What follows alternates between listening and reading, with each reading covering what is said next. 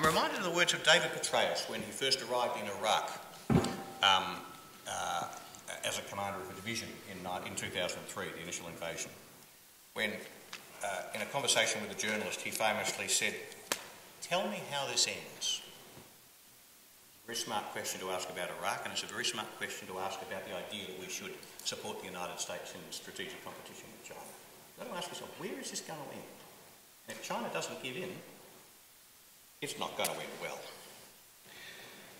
Now, there's something unfamiliar about some of the territory we have to traverse here, because the argument I'm making about why I think the option of supporting the United States in competition with China is so attractive is an argument about the risk of intense strategic rivalry and conflict between the world's two greatest states, strongest states. And it's a long time since Australian policymakers have had to address the consequences for Australia of such conflict in which we might get engaged. Many decades, certainly 40 years, and perhaps longer. It's a long time since we've thought about this kind of issue in relation to Australia, and debating foreign policy in those terms seems a bit unfamiliar to us. And of course our instincts rebel against the possibility. How could we let that happen? How could we be so dumb?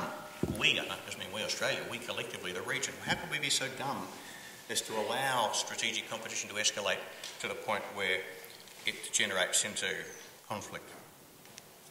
Well, if you think we're not dumb enough to do that, it must be because you think we're smarter or better people than our grandparents or great-grandparents or great-great-grandparents, depending on your generation.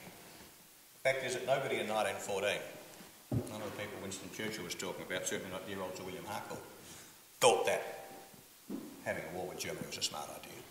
The question is never whether anybody's dumb enough to let a strategic confrontation escalate into a major conflict. It's whether they're smart enough to avoid it happening. And that's the question that faces us today. Now, of course, there's a good news story here, believe it or not. The two options I identified, accept Chinese primacy or support the United States in a strategic competition with China, are not the only two options available. There is a third option.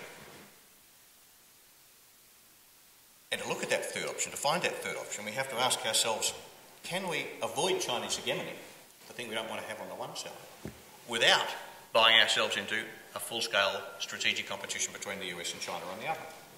And in theory, it's pretty simple to do that. It's pretty simple to see, in theory, what would be required.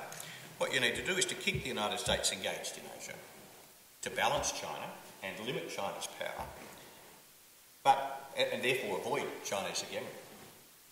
But to manage down the level of US role and the leadership that the United States attempts to assert to a level that China is prepared to accept. i.e., we need to accommodate China's ambitions for leadership to a certain extent. And the United States need to be prepared to step back its aspirations for leadership, its assertion of leadership, to match that accommodation. So, conceptually quite easy, very difficult to achieve in practice.